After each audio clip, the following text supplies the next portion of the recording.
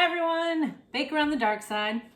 So I am kind of putting in a little bonus recipe this week.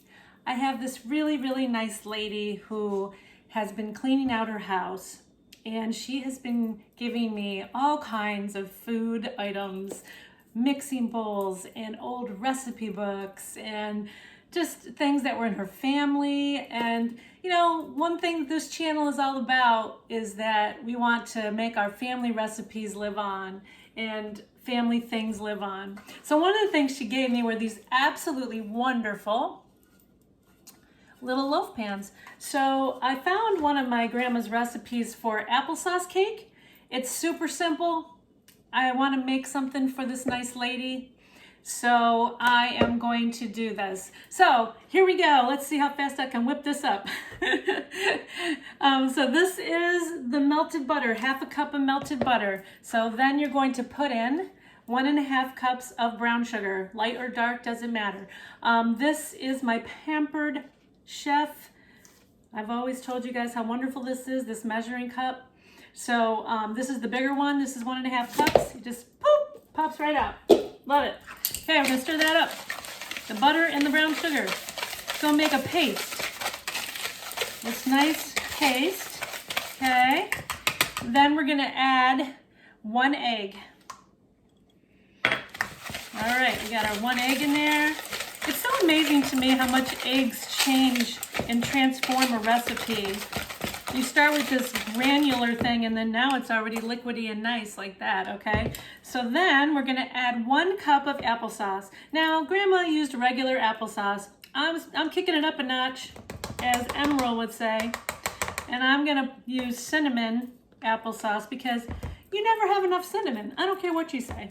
You know me, I'm absolutely a cinnamon fanatic, right? Okay, you know it.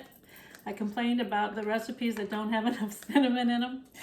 All right, so I had some prepackaged cinnamon, applesauce, putting it in, and already it is changing consistency with the applesauce. So look at that. I mean, that's awesome. I'm using this whip to make sure, because normally I use my mixer, but I want to make this quick and easy. Now, we are going to put in, this is a teaspoon of baking soda and a teaspoon of cinnamon, because I want more cinnamon. And then there is a half a teaspoon of ground clove, just to make that even nicer. So we're gonna put that in. It's gonna make it darker, still really nice. Now I'm gonna put in the baking soda. I lied. The baking soda wasn't in there. The salt was in there. The salt was in the other one. All right, now I'm putting the baking soda in because you know me. I always put the baking soda in ahead of time to make sure that it gets mixed in. All right, so look at that beautiful dough. Okay, now I'm gonna switch out of the whisk because now we're gonna get to the heavy duty work. I'm gonna do a workout for my arms today. This is 1.5 cups. Now, it did say you could go up to 2 cups if you don't think the bread is stiff enough. So, that is the only instruction I have. So, how do I know if it's stiff enough? Well, this is where we are going, we're going to figure out if I am a real baker. And anyway, yeah, if I keep dropping it out of the bowl like that, we are definitely going to need some more flour. Yeah, okay, here we go. I'm doing my best here. But it does say that it's supposed to be thick, really thick. So, you know, all right, if you say so. And I am mixing it, but you want to make sure it's really mixed.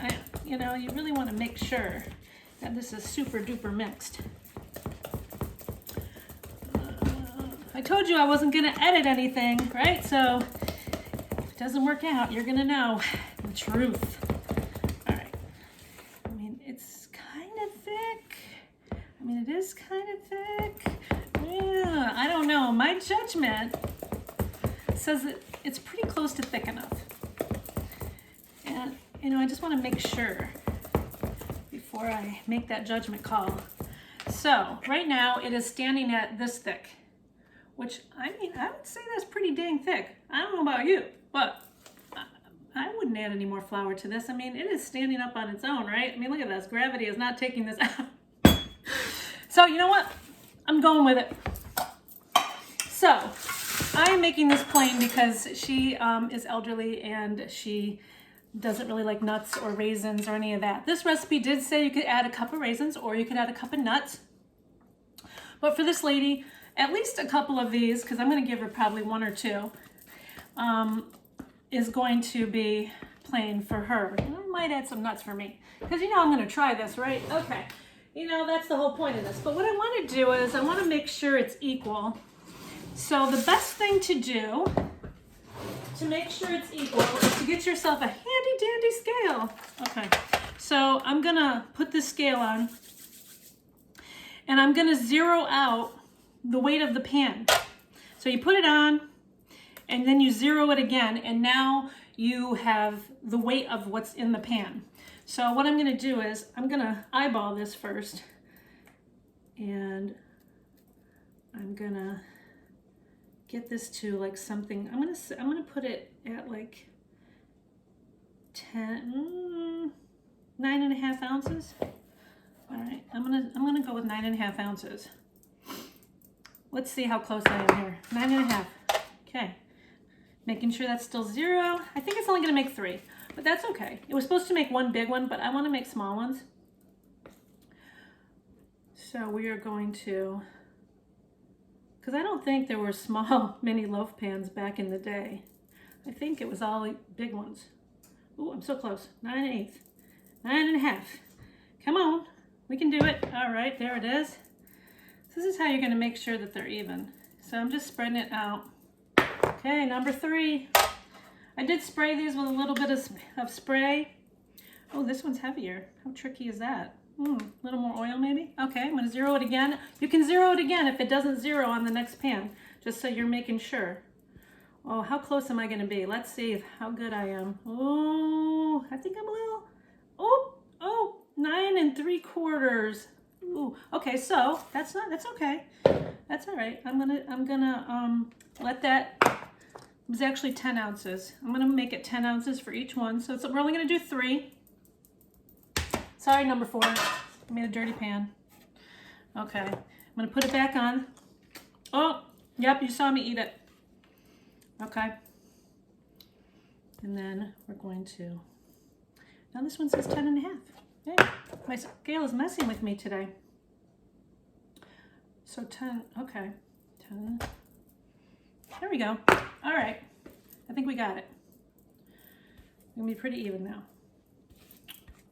Okay, there we go. It tastes phenomenal, I'm not gonna lie. All right, so go make it even. Now, like I said, 2 of these are gonna be plain for her. And then one of them is gonna be for me. And I always like pecans. So all I'm gonna do is I'm gonna take 3 or 4 pecans and I'm gonna go over the top. I don't like raisins. We can add that to things that I do not like. Raisins. I don't know. I like grapes. Don't like raisins. It's like my daughter who says she loves pickles but hates cucumbers. I don't know. We're a weird taste family. All right, so I want you to see this. All right, now, you saw me. I licked my hands. I'm gonna wash my hands though. All right, I'm back. I just want you to see what it looks like before I put it in the oven. So there's the one with the nuts. And you know what's good about putting the nuts on top is that if somebody says they don't like nuts, you can say to them, well, they're just on the top. So just take the nuts off the top and it has no nuts, just in case that happens. If you have a nut allergy, that's not gonna work out so well though. All right, and there's the plain ones, okay? So these are gonna go in the oven. Now the recipe said like 50 to 55 minutes because it was working off a big loaf. These are gonna be 3 mini ones. So what I'm gonna do is probably go with 30 minutes and then check them with a toothpick. But I will show you what they look like when they're done.